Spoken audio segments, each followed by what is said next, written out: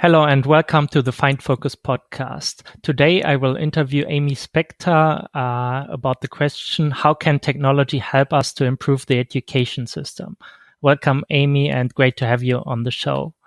Thank you so much. Can you tell us a little bit about your background in the education system and your education? Yes. Well, I'm a licensed marriage and family therapist, and I work currently at a high school for students who are deficient in credits and at risk of not graduating. It's called a continuation high school in California, where I live. They're called different things all over the world. And I've been at that school for about 2 years, and I've worked in other settings at schools with younger students, and then also at private schools, public schools, kind of a range for about the past 15 years. That's been my focus. And I really love working in the school system, and it's also has its own unique challenges regarding technology. Yeah, what are the biggest challenges that students today face? Well, I've seen even in obviously the past 15 years, there's been a huge change in access to technology and the size of technology such that from, when I first started off working in schools and then going through the education system myself, nobody had a cell phone, or if they did, by the time they got them, they were dumb phones and you could make a call. And that was really exciting to make a call. And maybe once in a blue moon, a class would get interrupted with a call.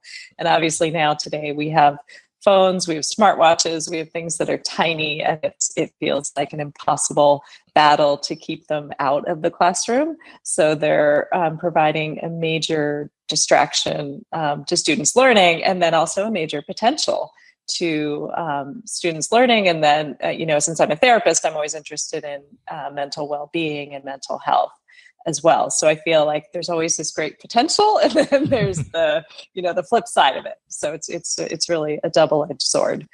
So the challenge, that I really see right now is how do we help students thoughtfully and mindfully choose the technology that's going to help them, and then how do we teach them to put away the technology when it's not going to help them. Okay, so what does learning mean for you? Like, what's the goal for the students, and how? What's the goal for the students, and what's the goal of learning and education itself? Well, I think if you're going with my mental health lens definition, what I think students should be getting out of education and learning about is how to be good citizens of the world. And they should be learning the academic piece of that and being able to access knowledge. And I think in today's information age, they need to be able to discern which knowledge is useful and helpful. And then I also think they need to be learning about themselves and about their own talents and gifts and how that can manifest in the world so that they can have productive and meaningful lives. Okay. And what do you think is the best way to develop these skills? I think there are a lot of ways. I think in terms of learning how to be good citizens, they need to be interacting with each other. They need to be, and I think this is where technology can be really helpful. They need to be interacting with people in other parts of the world. So that they can understand that their worldview is just one worldview, and that there are people all over who may view things differently, have different ideas and backgrounds. So I think that's a huge promise of technology, and there are a lot of great resources for teachers that do that and can make those connections. And then students, I find, tend to do that really naturally on their own. Social media is such a pull.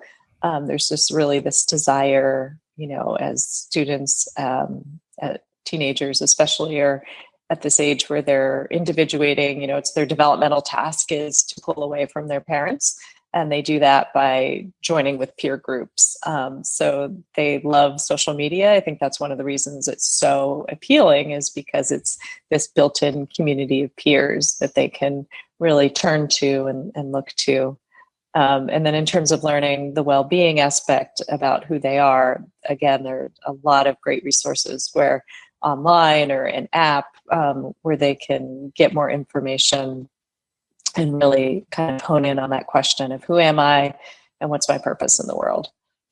Can you go a little bit more into detail? Like if I imagine a typical student of the age of 15 to 17, like what would they do, like to connect with peers, maybe to use technology? Or I personally think it's much better to have a face-to-face conversation and not use social media at all, or even like use the old school ways of like really calling somebody or maybe sending an email instead of like this instant communication feedback loop. Mm-hmm.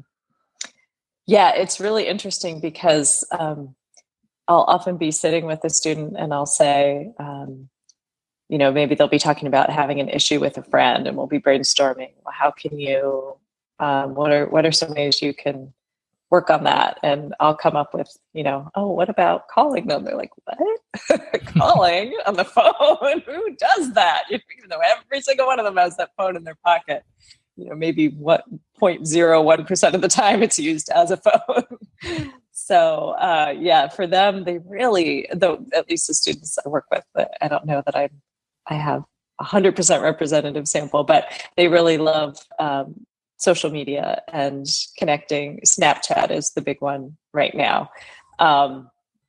And so within that, I think people are using their strengths in really interesting ways, creating videos, trying to connect with humor, trying to connect. Streaks are a big thing where you try to do a certain number of days in a row.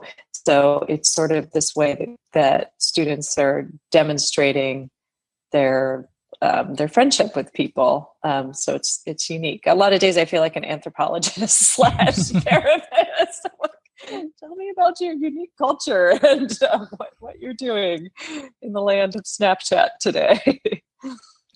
Do you think that's good for us as a society? Like, where do you think our society will go, like with this young generation being constantly glued to their phone and to Snapchat?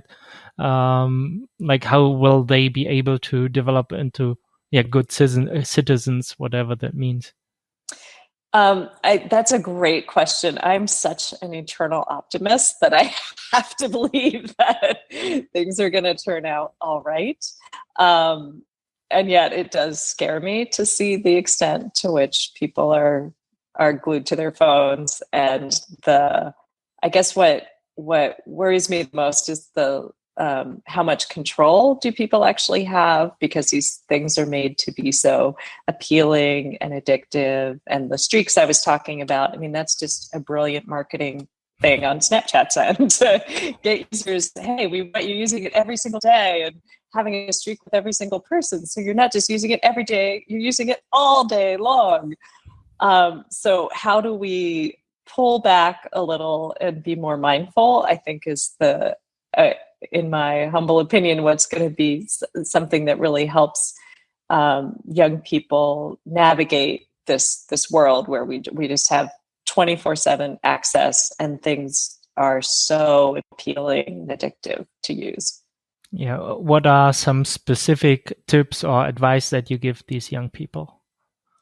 Well, one thing we tried at our school this year that was a surprisingly huge success was this product called Yondr. It's YONDR, and it's basically a locked pouch. And in the classroom, the students had to put their phones in the locked pouch at the beginning of class. And then the teacher has like this giant magnet thing that unlocks the pouch at the end of class. So the students kept their phones with them during the whole time, because they get a little nervous if you say, put your phone in this basket or whatever. We'd done that the year before and they're like, no, I mean, you can't take my phone away from me. So this became our policy and they really did well with it. And I think they were welcoming the relief of the break as well. Like, I don't have to be, checking Snapchat for 45 minutes. What a relief. I can actually get some work done and I don't have this pulling at me, this desire and this kind of distraction going at me for the next 45 minutes. I can actually just focus on something. So I think that was something that was just a huge success and a great tip. And, this is a company that rents these pouches. It's pretty expensive.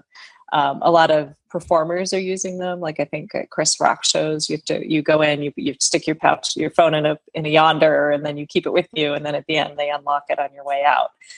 For the same reason, they don't want people distracted, and they don't want people obviously filming illegal videos and bootleg stuff. But that I think was a really cool tool that we were able to incorporate. And then I'm always looking at, well, what can we add in to, not just taking away, because they do have their phones the rest of the day too. So we want to teach them how to find resources on them that are going to be helpful in addition. Do you have any other resources that you recommend to them? Oh, yes, absolutely. So many. A lot of my students love meditation apps because they're really just something you can use really quickly. And a lot of them have free features, and then you can pay and get more access. So one that a lot of my students use is called Calm, CALM. And that one has just super brief meditations on it. They have sleep stories to help you fall asleep.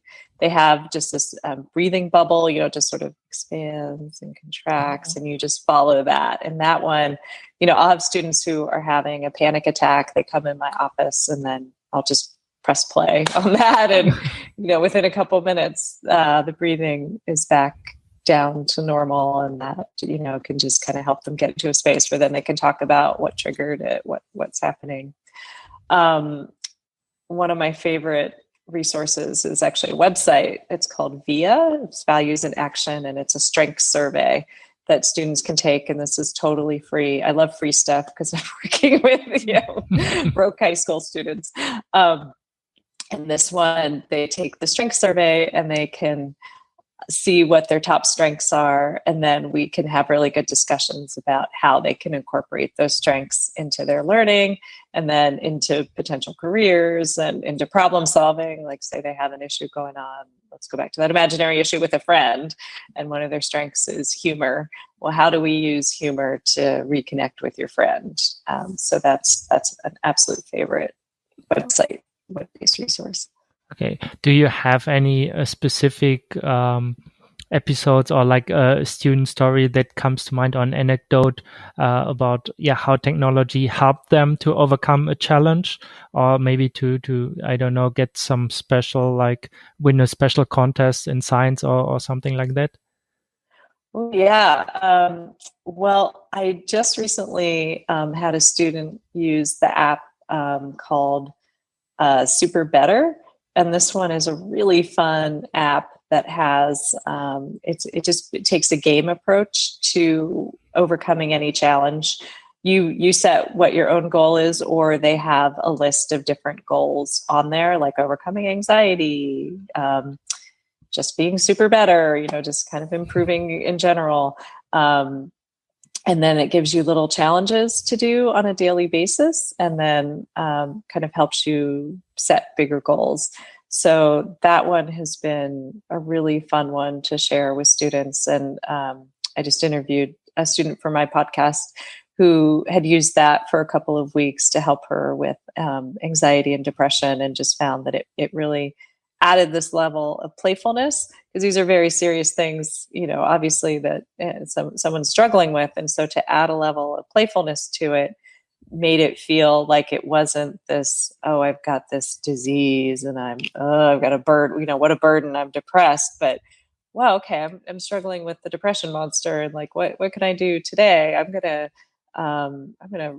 phone a friend, or whatever, the thing is on there, whatever the recommendation is. And then she checks that off and feels really good and gets points. So, it's harnessing all those addictive properties of phones and apps, but for the good, to really help you be better in whatever way you need to be better at the moment. Yeah, I think it was from Jane McGonigal or something. Yes, yeah, she's really amazing, and a researcher, so she's got her PhD, and so she knows what she's talking about.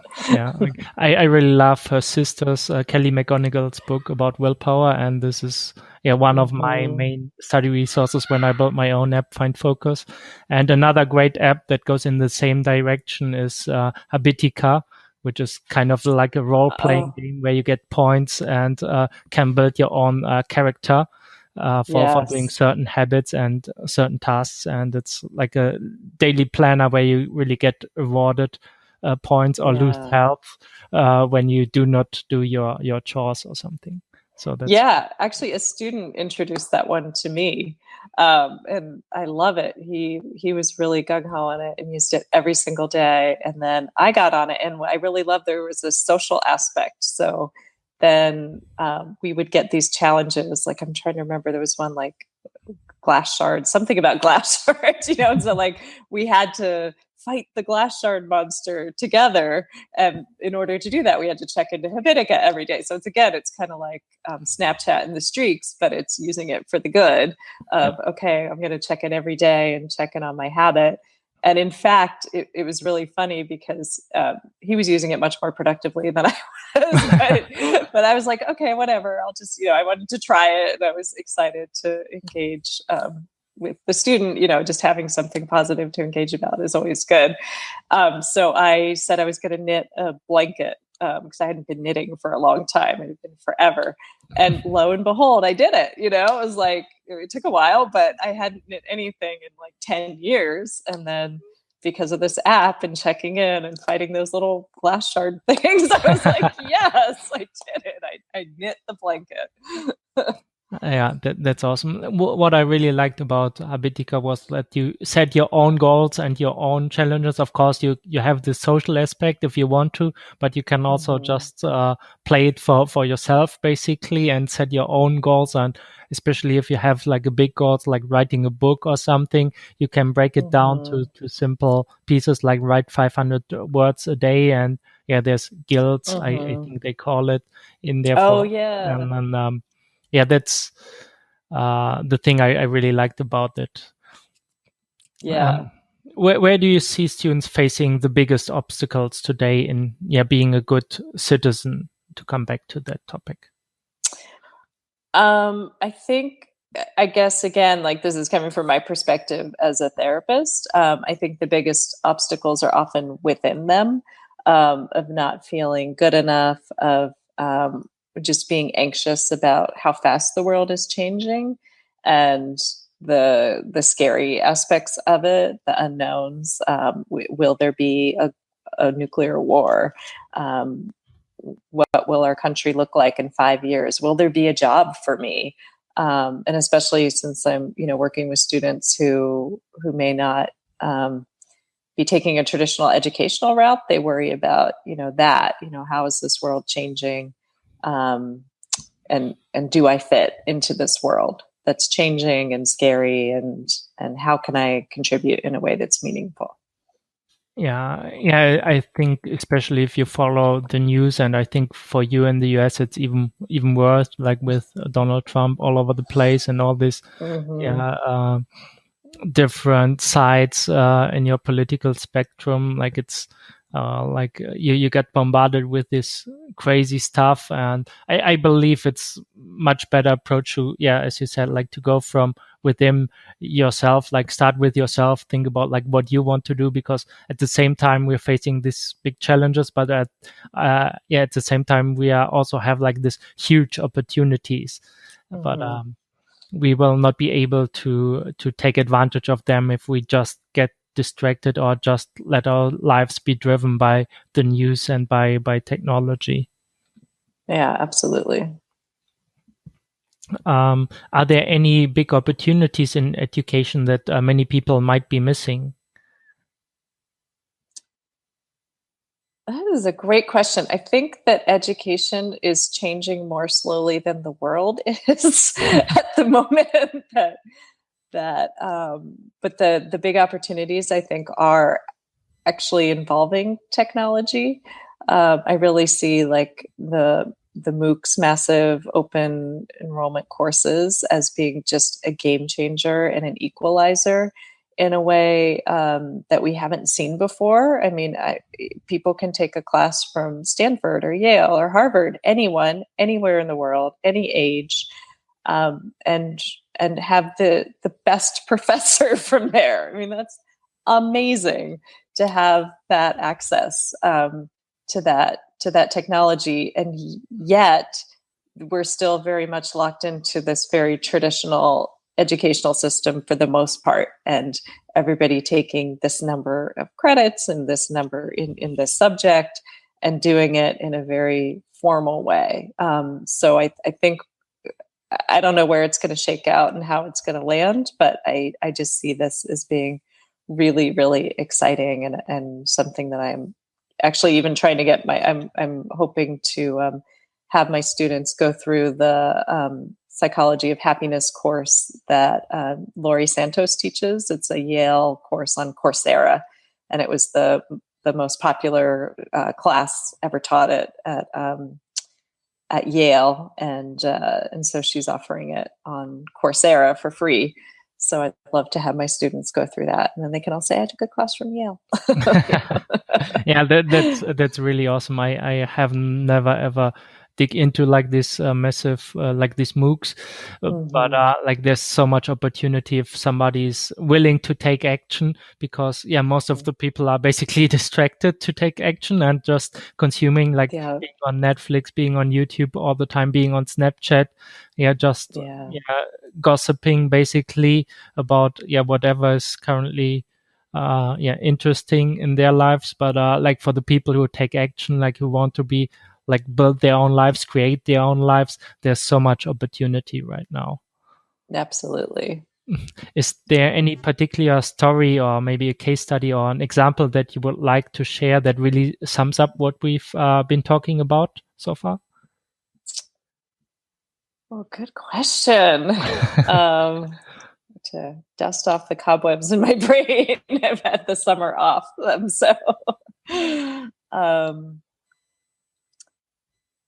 I think just the overall story of seeing kind of the culture shift at my school, of seeing the students be really open to putting their phones away and having that distraction-free time, and seeing themselves benefit from it, seeing them earn more credits and be more engaged in their classes. I think that that's really exciting, because when they get to a job or to the next level, I don't know of any colleges that use this Yonder product or who do something similar.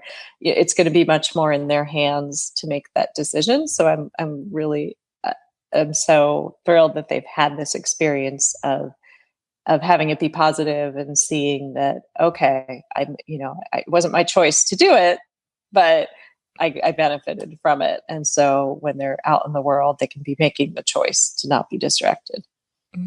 Do you think that might spread to other schools or colleges or something? Like, do you think like in general in the US, there's people like a shift that people become more conscious about how they use technology, and that it's not only fun and entertainment, but that they might actually, like, this might harm them in their career?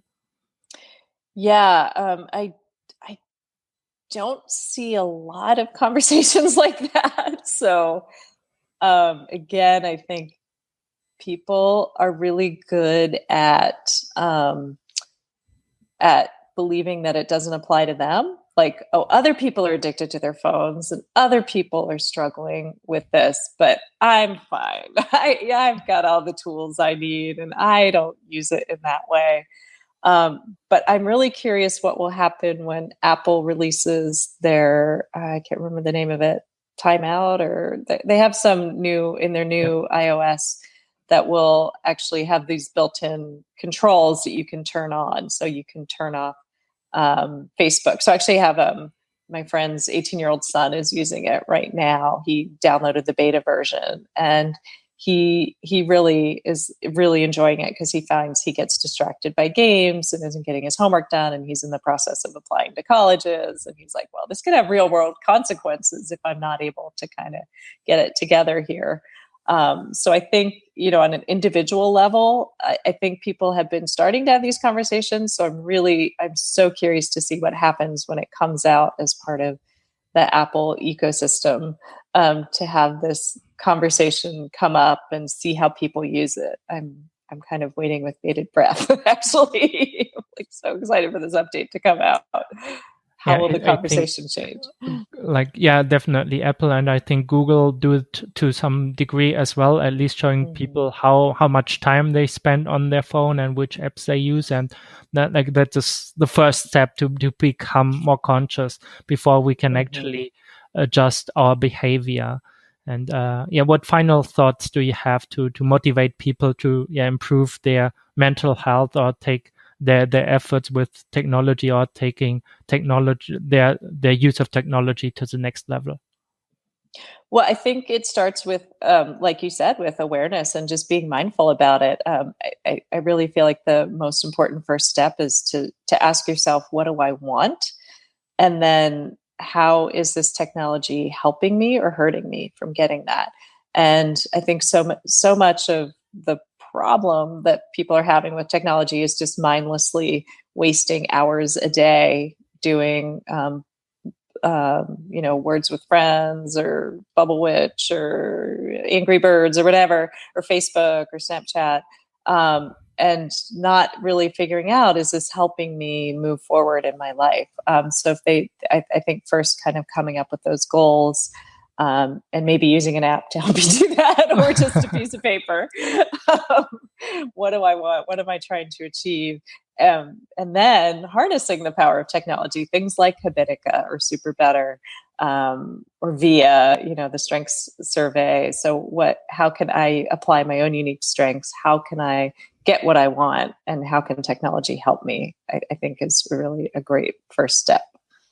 Yeah, that's what I talk about in my webinar as well, like really having people think about their return on the time they invest.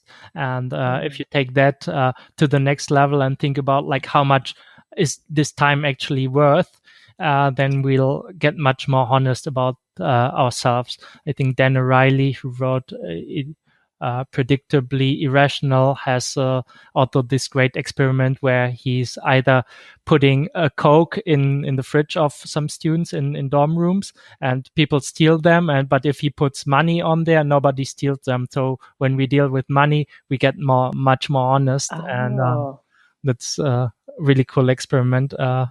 And that's what I try to teach and to remind people that they're actually not just losing time, but there's also money that they lose by not earning it, or just by wasting our precious time. So I love that. That would be a great feature of an app of,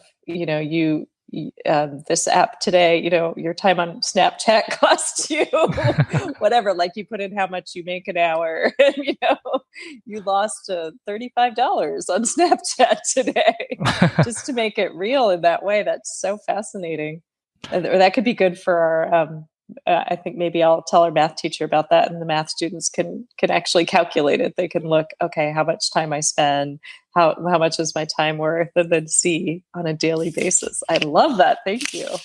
Yeah, I have a browser plugin. I haven't used it for a while, but I will link to it in the show notes as well, which will show you actually in real time when you're on YouTube how much money this is costing you. So you put in your average hourly rate, and then it will show you like, in the last 5 minutes or something, or in total you lost already like $5 or something. So that's something awesome. Like that. At least on browser level for the computer, it exists, and I'm sure like you will be able to or even if you just do a basic like calculation, if with the new features of like the Google and the like the iOS system, like which shows you how much time you spent there, you can just easily do a calculation just by rule of thumb to show you like, today I could have earned like maybe $40 if I just earned $10 per hour doing,